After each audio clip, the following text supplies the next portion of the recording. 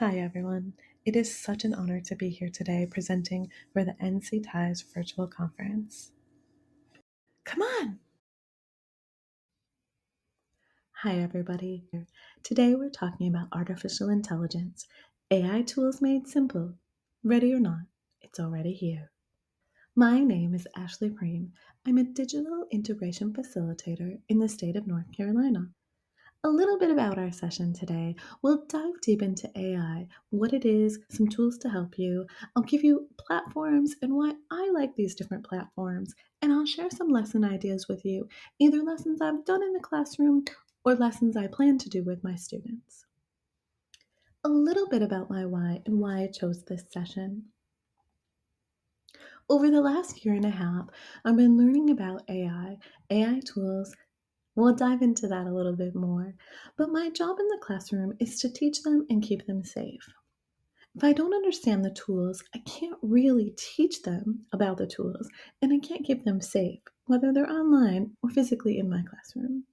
So I jokingly say that whether I'm ready or not to live in a world where cars can drive themselves, or my refrigerator could tell me if I'm out of milk, ready or not, it's already here. So the agenda today is just what is artificial intelligence? What is it? How does it work? And then some websites that I love that I'm going to share with you. And then just a little bit more about prompting. And then if you're still interested after meeting today, a little bit more about some next steps that you can take. So what is AI? This hopefully this one will work. A fact or a myth, AI can think like humans, and go ahead and put it in the comment. Is that a fact or a myth? What do you think? And I love that you guys are talking in that chat. That's so helpful. I love it, Susan. Yeah, thanks for responding. Thanks for playing along. Oh, yes, using it at the high school. I love that. Yeah, we definitely want to. Myth, yes, myth. I love it. To give students better understanding. Thanks, guys. Yeah, throw it in there. I do want to know what you guys have to say. So you are right. Those of you that have responded, we won't respond here. We'll just keep going. It is a myth. So AI is not thinking, even though we kind of think of it as thinking. It really is just computing. It's computing faster than it's ever been able to compute before, which makes this an amazing tool, but also a very interesting tool as far as using it with our students. So it's not imagining new narratives. What it's doing is calculating probabilities. That's all it's doing. So behind the scenes, what does this look like? It's happening at such a fast rate right now that generative AI has been able to use patterns, and what it's been able to do, this is what we're talking about today, is generative AI. It simulates like a human would be able to simulate, like a human would be able to process. It's going at such a fast rate, but again, it's only using patterns and it's only computing.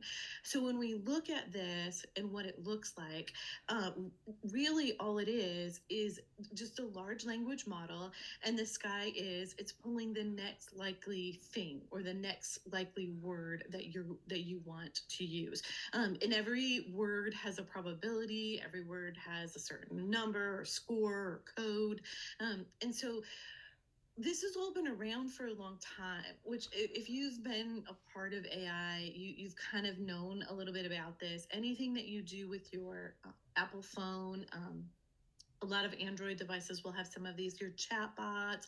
So if you pull up, to look at a new car, all of that has already been a part of this. Smart cars, all of these are using some form of AI behind the scenes. So what's been happening is that the rate of this has just been astronomical. So back in 1998, we did handwriting recognition, and it slowly started getting better. So in the 2000s, we started doing more image recognition, and so it's just slowly been getting better. And come 2020 is when it really started taking off into this more generative AI component, or this piece of being able to not only take an image or lots of images of cats that are all over the internet, but it's now been able to identify patterns in these images, and then create this image all new. So it's been the whole process has just been amazing. Like, I left for the summer, just for a few months, and then came back to it in August, and just within those few months, it's gotten so much better. So as it's going, it will continue to just keep improving. So some of the robots that we use at the elementary school, or in our district, are like the Bebot, the Dash, the Spike. These are different coding robots that we use to help the students develop a type of Python script coding. And yes, those robots are super cute, but the point of it is that they're developmentally appropriate for certain grades. And so then, of course, you jump into all the different languages of coding. So Python is, of course, one of my favorite. So the North Carolina computer standards, I want to talk about those computer science standards for just a hot minute. If you're not familiar with them, I've linked them in these slides for you at the end. Take a look through them, because some of this does talk about just the basic levels of like algorithmic coding, which then does lead into things like ChatGPT, or the ChatGPT is how I created this image, but some of these types of AI components or pieces. So, what do you see in this image? I'm going to pull up the chat so I can see what you guys say. What do you see? So, my prompt that I gave it was just create an image of bears discussing honey. So, I wanted that information. Tell me what you see in the chat, and I'm going to pull up that chat again so I can see what you guys say. Yay! Yes, play along. Please play along. Data charts, yeah, yeah. I know. I love that they're all in suits, right? They're so cute. Yes, jars of honey. So you know that they're discussing honey. I love this, and I'm gonna go ahead and keep going. Yeah, so there's something to do with, I love it. Something to do with the graphs. I'm gonna skip ahead so we can get right to it. So one of the things that you don't see in that image is any different colored bears. All these bears are just brown bears. I also don't see any female. I don't see any ethnic bears. So one of the things that ChatGPT or these AI systems are they're very biased. So the information that's in them is the information they're pulling out or putting out. So MIT did a study. Now, you guys, this was back in 2018, which I feel like is a long time ago. But it had to do with facial recognition in minorities. And yes, the graphs are misspelled. I love that you said that, because it's not great. Some of these images look really cool in the beginning, but then when you dive a little bit deeper, they're not great. So they found that there's a lot of different bias in facial recognition for women, for ethnicities. So one of the things that when you're using AI, one of the things to keep check on is that bias. Check for that incorrect content, the graphs. I love that you said they're misspelled. So another rule is an 80-20 rule, and we'll talk more about this bias piece in a few more slides. But the 80-20 rule, I like it both ways. So I like being able to put like 80% of my work in. So I might have already created something, but I just need it to be a little bit better. So I'm going to put that 80% of all this work I've done and get it so it sounds maybe more professional. Maybe I want it to just sound a little bit cleaner or neater. Or maybe I want it to sound more kid friendly, like if I don't want it to be more professional. And then the other way is that it's just putting the final touches on it. So you put in your like 20%. Like, I really need a choice board on this one activity for multiplication, or I really need this reader's theater for this social studies article that is really boring. And um, then ChatGPT or your AI tool, whatever it is, will use, and it'll create 80%. So I like it. I like it going both ways. Hopefully that makes sense out loud. And then check for hallucinations. So this always happens. I feel like when I'm texting my parents, I'll text them something and then look at my phone later, and I will be like, that is definitely not what I wanted to spell or say. So if that ever happens to you, ChatGPT is not truthful. It's just telling you what it thinks or what it computes that you want to see. What it thinks. Remember, it's not thinking, but what you want it to say. So I always say that it hallucinates. Like, this is not factual. This is not real. None of this information is true. Like those graphs, Katie. I love that you said that. Because yeah, it hallucinates. It doesn't give you real information. So always check it, especially if you're using it for something like social studies or science or math or something that you really need, concrete answers for. And then privacy. This kind of goes without saying, especially for a group of educators, but you just never want to put any personal information for you or for the students into it. No identifying information. And then transparency. So this is a really big one. And this is hard for me too, but when I'm using AI or an AI tool, just give it credit. Just give credit to it, so that it is noted that you did use something else to help you or support your work.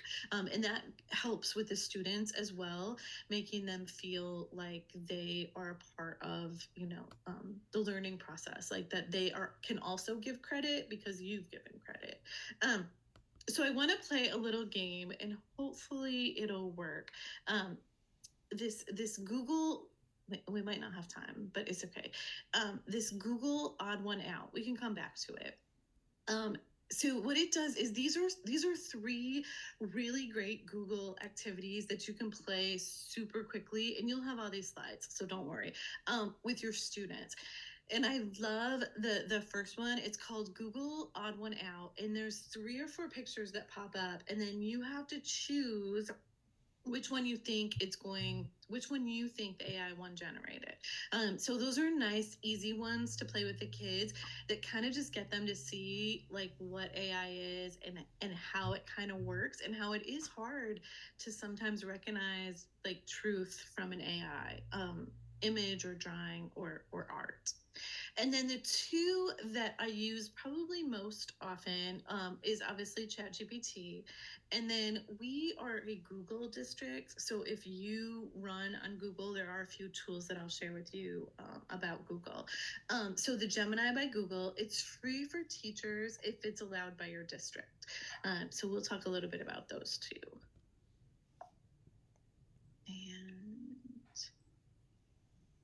And I want to be able to show you. So this one was the Chat GPT. So I wanted to add more to those prompts. So I said we come back to it. So I said, so whenever you add more to a prompt, it's called a shot.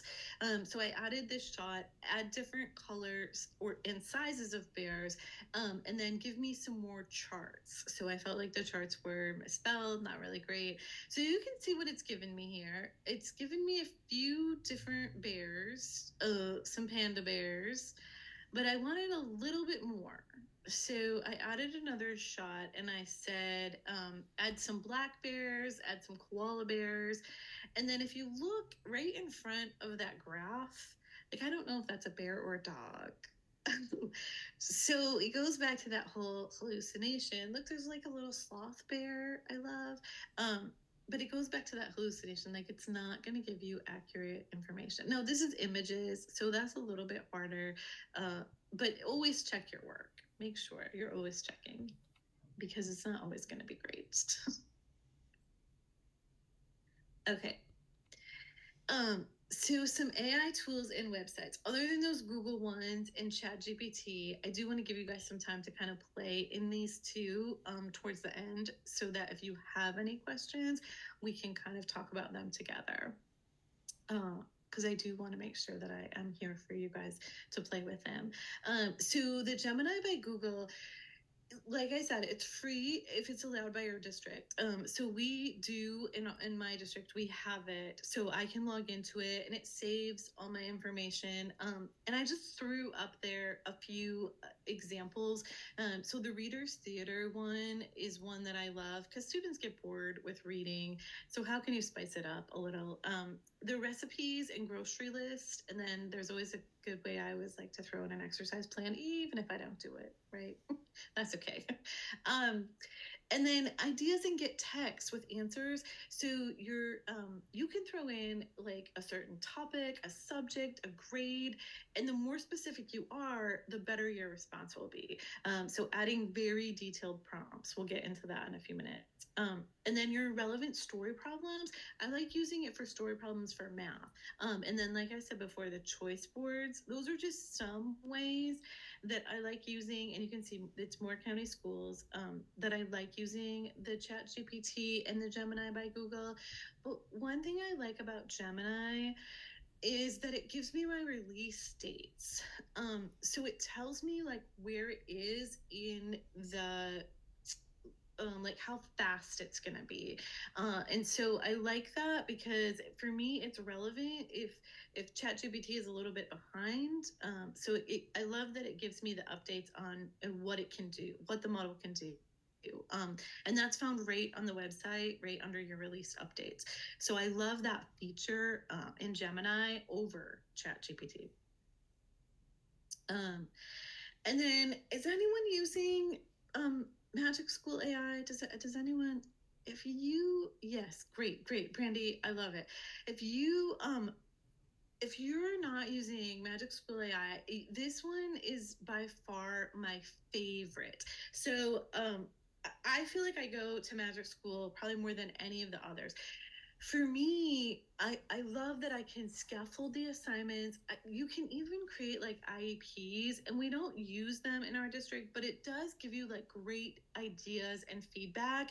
And one of the things I love about Magic School is that if something's not there and they have everything, there's not a lot that's not there. You can actually contact them and they will like create it. They will make it for you. So you can see some of them on here, like clear directions, tables. They have choice boards in here. The team building and icebreakers, that was like great for the beginning of the school year. Any kind of sentence starters. I mean, there's so much in here. It is just, they have rubrics, which I use probably all the time. Whenever I'm making something, I'll use one of their rubrics. There is a ton of information in here, and you can start using it with students. So if your district allows, you can use it. There is a Magic School AI for student that you can actually use with them, which I love. So just go back to prompting in Magic School. I want to go back a slide because I thought I had another slide in here. In Magic School, there is a button for Raina. Her name is Raina. But she is like ChatGPT. So she, not really she, but it's like the ChatGPT feature where you can type in the prompts. So that is in there, and these were just kind of just extra information for your prompting. You want to try to be as specific as possible. If you can give examples, so I want something, this is my example, something that will go along with this. And then I always try to say who I am, like, am I a student, am I a parent, am I a teacher, and then who's my audience. So who is this for? This is for a fourth grader, or this is for a fourth grade class, this is for a fourth grade level, whatever it is. And then additional ideas for prompting or shots is just to provide more context. Give it some more information to be able to pull in exactly what you're asking it to do. And then defining those prompts, again, just being more specific. And then sometimes I find the open-ended questions are even more helpful. So if I'm pulling in like those math questions, sometimes I need just that open-ended option. So here's the Raina picture, and I love it because you can see how it gives you examples. So I need ideas for this, and based off of your prompting, it'll give you more information. So it's like having like a personal assistant. Oh yay, Katie! I'm so glad. Yes, yes, yes. Good. Um, I am also certified. I love it. But and you'll get emails from them. So what I love about this tool is that they'll send you like complete examples that you can just pull right into a class and start using like right away. So I love that. Yeah, it's very easy and very teacher friendly, I feel. So that's one of my favorites. All right, so Brisk is one of my favorite tools. It is a Google extension. It's a Google Chrome extension. So if you don't use Google Chrome, you just kind of want to skip over this part. But it comes up when you put it on, it comes up at the top on your extensions, but then it also pops up this little bee on your screen and you can move it around so you can put it anywhere you want, which I love. But it's like having a personal assistant right there for me. So this is just a YouTube video and I could make a presentation for this YouTube video. I could do DOK questions. I could change the level. I can create, maybe I want to create a science lab or a unit plan or a lesson plan. I love this feature that it offers. So many great tools right there. So has anyone used Diffit? Has anyone used Diffit for this? It's not letting me erase. I'm gonna come back to the chat, which you guys probably all see. So Diffit is there we go. Oh, I love it. Somebody figured it out. Diffit is in another quick, easy tool. But this one I love more for reading. So it gives me, I can put literally anything in this box.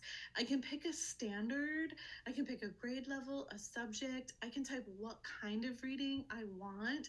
But one of the things that I love about this, I think I put it in here, yeah, is that you can choose your standard and then down at the bottom, you can set your standards. So if you have certain standards that you are pulling from all the time, you can set those and find those. And I love this for reading, really for reading. You can use it for a lot of things, but bringing a certain text down to a certain reading level has really been powerful for some of my teachers.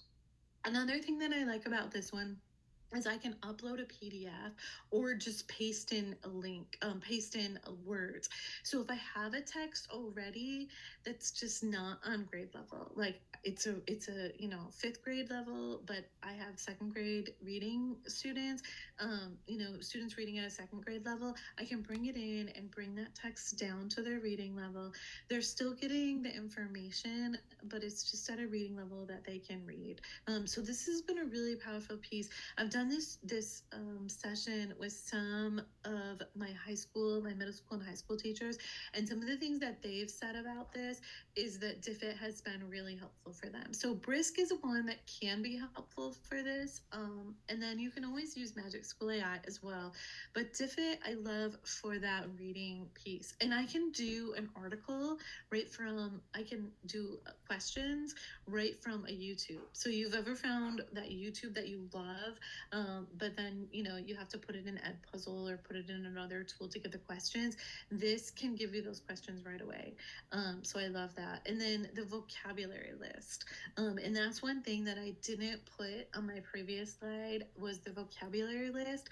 But whenever you're doing any kind of reading, do this vocabulary list and do the definitions. Always check it because it might not be accurate, but it's such a powerful, just simple piece that you can add to those lessons, especially those reading lessons, because we know we've got some readers that just aren't quite where they would need to be. Um, so the last tool, and then I promise I'm done talking, is the Canva. So Canva, if you are using Canva, there is an AI generator piece in there. So if I go to my elements and I put this slide in here because this tells you like how to do it, and then at the very bottom it says generate your own. So it does create images. And there's green screen features in Canva too. So these are the tools that I shared today was the ChatGPT, Gemini by Google, and the Gemini, the few pieces I liked about that, and then Magic School AI. Your Brisk extension, which is just, I have it up all the time. Like it's just a quick, easy click on it. I can be anywhere. And then diff it. I like using that for reading. And then inside Canva, and you guys, I'm sure, can come up with some really great ideas. So, obviously, with great power comes great responsibility. You want to explain to your teachers and your staff and your kids if you are using AI with students. We are not at this time, but we are using it with our teachers. You just want to make sure that they understand that it's just the starting points. You have to go in and check it and make sure that the content is accurate. Obviously, it's not the final product. Nothing can replace you and your human mind.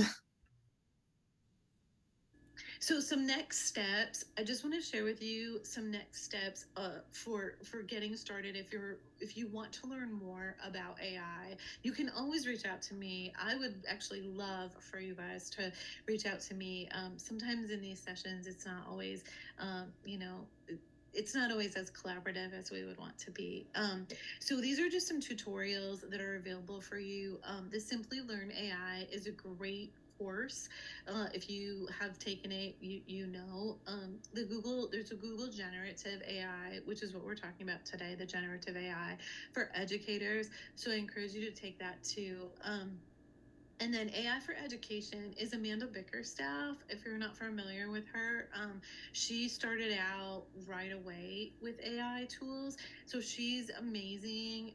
And that's a whole course on it. So the course is about, I'm gonna say, like, 20 hours, but it didn't really take me that long.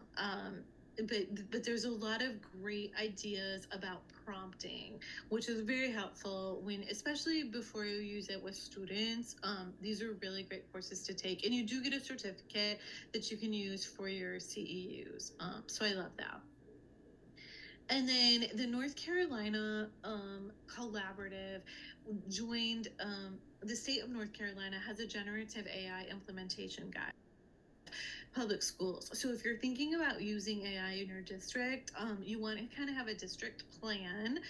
But if you don't have a district plan, you can go through some of these AI guidelines that the state has put out. And then I've also put in some of the resources. So this link in the middle there is your AI resources. And I linked that in there for you guys so you could actually see that, because that's a really nice piece to have. And then these are a ton more. So NCDPI has put out so much about generative AI. This is just some of the sessions, and if you, I don't know if it will work if I click on it, but it will work in the slides when you get the slides at the end. So there's they have a ton of videos, a ton more information. There's a ton of lessons in there, and lesson ideas. And then the federal government has also put out, so the U.S. Department of Education has also put out some recommendations and guidelines. And this was interesting because not until I started diving deeper did I realize that there was more that had been put out about this and about educational technology. So I added that in there for you too, because I think it's just a powerful piece to have in case you're thinking more about this. So this is actually my website, and I will put your name on it if you have a tool that you would love to share. So it's teacheronestopshop.weebly.com. And in there, there's a whole page on just AI tools. So I've tried to link as much information as I could about some of the AI tools that are available. Obviously, it would be more for you than it would be for the kids, but it's there on this website as well. So when I share these slides. So hopefully, what artificial intelligence is, hopefully I shared some tools that you might not have heard about. I love that so many of you guys were knowledgeable about this. That makes my heart so happy. And then some prompts and then some next steps. And then if you would take a minute, those are the slides. And I think I can stop this session and come back to the meet with you guys. I think we can end the lesson, and I will come back to the meet with you guys and share in the meet with you guys, share my screen that way so you guys can see the bit.ly.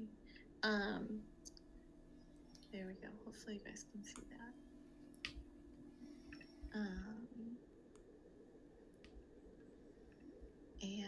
that bit.ly is there. And then this is just a quick little survey. It's like 6 questions. If you guys could share, that would be really helpful. I would love to get your feedback on that. I wanted it to be more interactive. I was hoping Lumia would be more interactive. And then the bit.ly is just AI simple tools, just bit.ly AI simple tools. And you'll get all these slides and you'll get that link to that survey. And then I will just end it with my information. Please, please, please reach out to me if you guys have any more, if you have anything that you want more information on. That is one of the questions on the survey is if you want more information about it or how else I could be helpful for any of this. And my quote there at the end is just, if you want to go fast, go alone. But if you want to go far, go together. And I really appreciate you guys joining me for this session because I think going together is how we need to do this whole AI thing. We need to work as a team.